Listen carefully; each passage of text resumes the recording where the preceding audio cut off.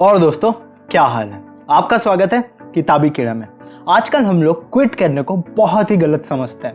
हम लोगों को लगता है कि क्विट तो लूजर्स करते हैं और विनर्स कभी भी क्विट नहीं करते, जो कि सच है। पर अगर हम गलत चीज़ों को क्विट करते हैं तो भी हम विनर बन सकते हैं।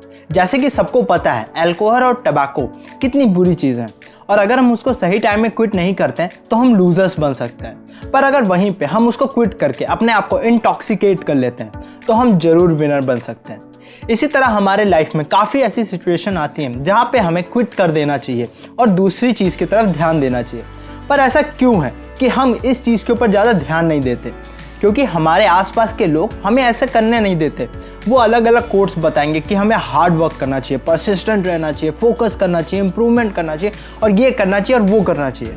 पर आपको ये जान के हैरानी होगी कि विनर्स सही टाइम पे क्विट करते हैं। वो इमोशनली क्विट नहीं करते, पर वो स्ट्रैटेजिकली क्विट करते हैं। वो सोच समझ के डिसीजन लेते हैं और टाइम निकलने से पहले ही अपने डिसीजन को लेके एग्जीक्यूट कर देते हैं। तो आज हम एक ऐसे बुक की समरी के बारे में जानेंगे जो कि हमें क्विट ना करने और करने के फायदे और नुकसान बताएगी। इस वीडियो में हम सबसे पहले जानेंगे कि बेस्ट बनने में क्विट करने की क्या भूमिका है। फिर हम जानेंगे 3 कर्व्स के बारे में जिसके थ्रू हम सारी सिचुएशन को डिफाइन कर सकते हैं। फिर हम 7 रीजंस जानेंगे जो कि हमें क्विट करने में मजबूर कर देता है।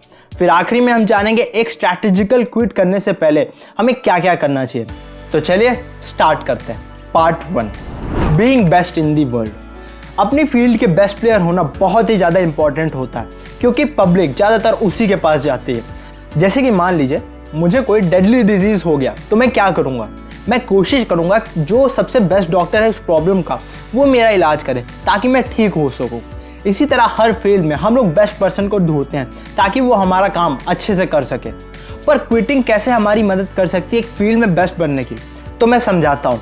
मान लीजिए आप कोई एक ऐसे फील्ड में जा रहे हैं जहाँ पे आप बेस्ट नहीं बन सकते, वहाँ पे हमारी ये मदद करेगा। क्विट करने का ये मतलब नहीं कि हमने हार मान ली हो या फिर हम फेलियर हैं, बल्कि क्विट करके आगे फिर से स्टार्ट ना करने को हार मानना कह सकते हैं। जैसे कि मान लीजिए अब कोई कंपनी माइक्रोसॉफ्ट से उसके वर्ड या एक्सेल के मार्केट में कंपटीशन करे तो वो उस कंपनी की बेवकूफ़ी होगी, क्योंकि माइक्रोसॉफ्ट इतना ज़्यादा बेस्ट हो गया है कि अब उसको कोई मार्केट में गिरा नहीं सकता। अब अगर यहाँ पे कोई समझदार होगा तो वो माइक्रोसॉफ्ट से फाइट करने के प्रोजेक्ट को क्विट कर देगा और ऐसे डोमेन को पकड़ेगा जिसमें वो बेस्ट बन सकता है। तो हमें भी ये ध्यान रखना चाहिए कि हमारा एफर्ट कहीं फालतू जगह ना जा रहा हो, और अगर कोई ऐसी जगह है तो हमें उसे क्विट करके एक ऐसे डोमेन को पकड़ना चाहिए जिसमें कि हम बेस्ट बनने के ज़्यादा चांसेस हो। अब हम 3 कर्व्स के बारे में जानेंगे जो कि हमें कोई भी सिचुएशन को डिफाइन कर सकता है। Part 2, 3 different curves. हम चाहे अपनी लाइफ के कोई भी सिचुएशन में हो, हमारा मेन मोटिव ग्रोथ होता है, चाहे वो पढ़ाई में हो या फिर जॉब में हो या फिर पर्सनल रिलेशनशिप में ही क्यों ना हो। पर आपने महसूस किया होगा कि कभी कभी हमारी लाइफ में ग्रोथ नहीं हो रही है, पर फिर भी हम उसी सिचुएशन में बंधे रहते हैं।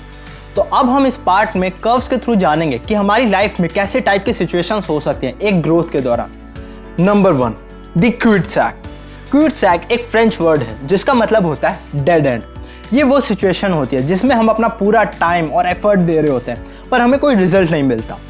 हम उसमें अपना पूरा एफर्ट लगाते हैं, उस प्रोजेक्ट में खूब पैसा भी लगा देते हैं, पर इसका रिजल्ट कुछ नहीं मिलता। इसका ग्राफ कुछ इस तरह का है। आप एफर्ट कितना भी बढ़ा लो, आपको रिजल्ट नहीं मिलता। इस सिचुएशन से निकलने के लिए सिर्फ आप एक चीज़ का यूज़ कर सकते हैं जो कि है क्विटिंग। जैसे ही हमें इस टाइप की सिचुएशन के बारे में पता चलता है जहाँ पे हम काम पे काम किए जा रहे हैं पर रिजल्ट कुछ नहीं मिल रहा, हमें ऐसी सिचुएशन को छोड़ देना चाहिए। Number 2, the Cliff. क्लिफ को हिंदी में चट्टान कहते हैं। क्लिफ की तरफ जाते वक्त हम ऊपर चढ़ते हैं पर उस चट्टान के बाद सीधे हम नीचे गिर जाते हैं, इसीलिए इस ग्राफ को द क्लिफ नाम दिया गया। ये ग्राफ कुछ इस तरह दिखता है। इसमें हम एफर्ट लगाते हैं पर इसमें रिजल्ट कांस्टेंट नहीं होता, हमें छोटा छोटा रिजल्ट देखने को मिलता है, पर एंड में हम सब कुछ खो देते हैं। इसका एग्जाम्पल आपको सिगरेट्स पीने वालों में मिल जाएगा। जब वो स्टार्टिंग करते हैं तो वो उनको बहुत ही ज़्यादा अच्छा लगता है, फिर उनकी वो हैबिट बन जाती है, और जब तक उनको समझ आता है वो उस हैबिट को छोड़ ही नहीं पाते हैं। जितने ज़्यादा दिन वो उसको पिएंगे उतना ज़्यादा उनको उस चीज़ से दूर होने में लगेगा। तो इसका उपाय ये है कि हम क्लिफ से नीचे गिरने से पहले ही इस सिचुएशन से हट जाएं, यानी कि हम क्विट कर दें। Number 3, the dip. ये एक ऐसा सिंगल ग्राफ है जिसमें हमें क्विट नहीं करना होता। ये ग्राफ हमें बताता है कि कैसे लोग अपने फील्ड के बेस्ट खिलाड़ी बनते हैं। ये आपको हर लर्निंग फेज में मिल जाएगा। पहले आप जितना एफर्ट लगाते हैं उतना रिजल्ट मिलेगा, पर उसके बाद आप उतना रिटर्न नहीं मिलेगा। पर आपको वो काम करते रहना चाहिए, क्योंकि वो काम आपको बाद में बहुत ज़्यादा रिजल्ट देता है। और कम रिजल्ट और एक्सट्रीम रिजल्ट के बीच में जो होता है उसी को डिप कहते हैं। जो आदमी इस डिप में भी काम करता है वही अपने फील्ड का बेस्ट खिलाड़ी बनता है।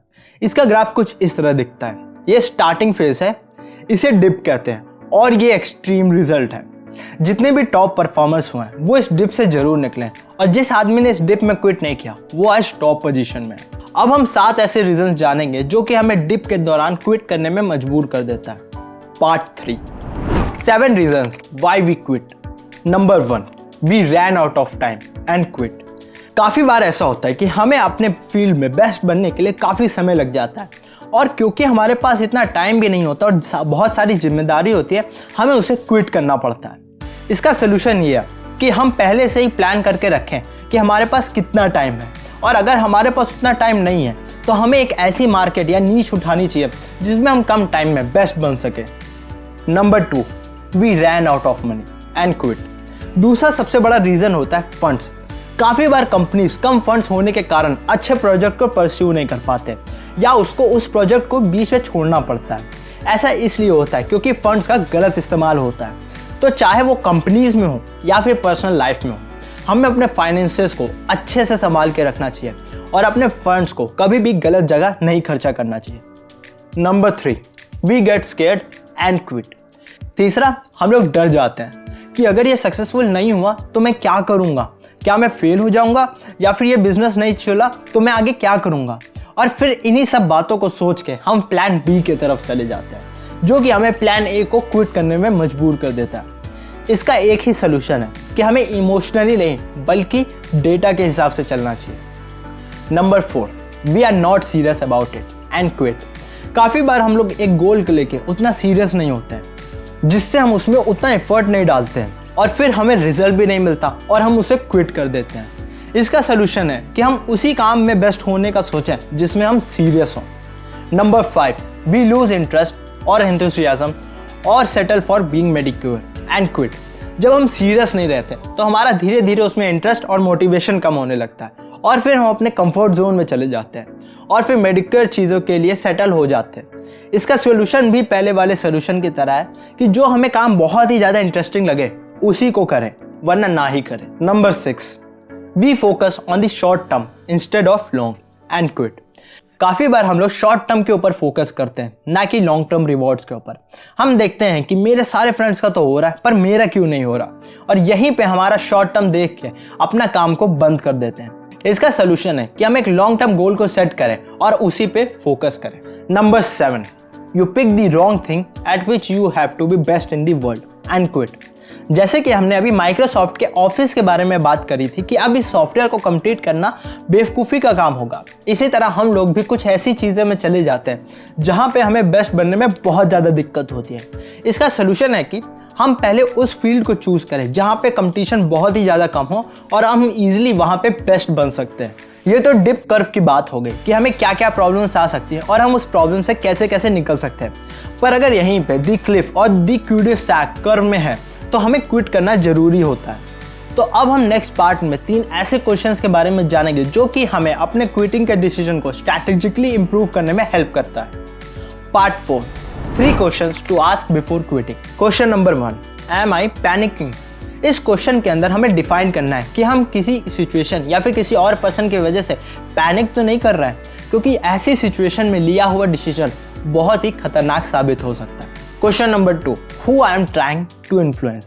काफ़ी बार लोग एक फेलियर के बाद गिव अप करने का सोचते हैं। अगर उनका एक क्लाइंट ने मना कर दिया तो वो उस प्रोडक्ट को ही नहीं सेल करते। पर हमको ये समझना चाहिए कि अगर मार्केट में हमें अपने प्रोडक्ट को सेल करना है तो वहाँ पे काफ़ी डिफरेंट टाइप के लोग होते हैं और उनकी वैसी नीड होती है। जैसे कि अगर हम अपना एग्जाम्पल लें तो पिछले 1 साल में हमारी वीडियोस लगभग 3 लाख लोगों तक पहुँची हैं, जिसमें से 30,000 लोगों ने उस वीडियो को देखा, मतलब कि 10% का कन्वर्जन हुआ। और फिर उन 30,000 लोगों में से 600 लोगों ने सब्सक्राइब किया, जो कि 2% है। अब इस डाटा के बाद हम ये निकाल सकते हैं कि हमें और सब्सक्राइबर और व्यूज़ के लिए कितनी रीच चाहिए होगी। इस तरह हमें भी क्विट करने से पहले डाटा को अच्छे से पढ़ लेना चाहिए। Question 3, what sort of measurable progress am I making. फिर आखिरी में हमें ये देखना चाहिए कि हम कोई प्रोग्रेस कर रहे हैं क्या, क्योंकि अगर हम थोड़ी भी प्रोग्रेस कर रहे हैं तो वो डिप में ना आ जाता है और हम डिप में कभी भी अपने काम को नहीं छोड़ना चाहिए। और अगर बिल्कुल भी प्रोग्रेस नहीं कर रहे हैं तो हमें उस काम को छोड़ सकते हैं। तो दोस्तों आज के लिए इतना ही। अगर आपको और क्विटिंग के बारे में जानना है तो आप दी डीप बुक को भी पढ़ सकते हैं, जिसको सेथ गोडिन ने लिखा है। ये बुक आपको डिस्क्रिप्शन में मिल जाएगी। तो आज का वीडियो यहीं पे समाप्त करते हैं। अगर आपको वीडियो अच्छी लगी तो आप मुझे पैसे भी दे सकते हैं, मैं मजाक कर रहा हूँ। पैसे की जगह आप वीडियो को लाइक कर सकते हैं, कमेंट करके बता सकते हैं कि आपको किस बुक के सिंपल लेसन चाहिए, और सब्सक्राइब बटन और बेल आइकन को भी दबा सकते हैं ताकि आपके पास ऐसी वीडियोस हर हफ्ते पहुंचती रहे। तब तक के लिए मैं आपसे विदा लेता हूँ and have a good day.